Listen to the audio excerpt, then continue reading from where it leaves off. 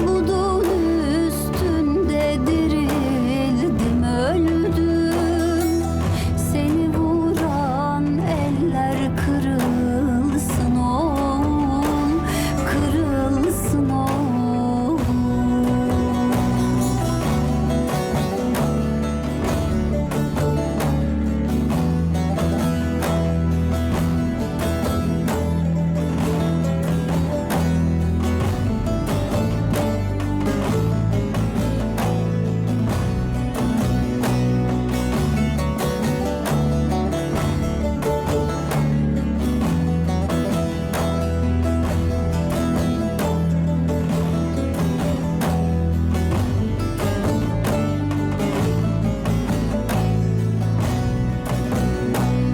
Doymadım sesine fidan boyuna, doymadım sesine fidan boyuna.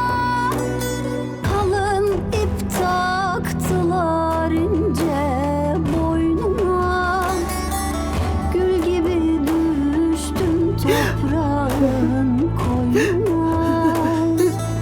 Seni asan eller kırılsın oğul, kırılsın oğul.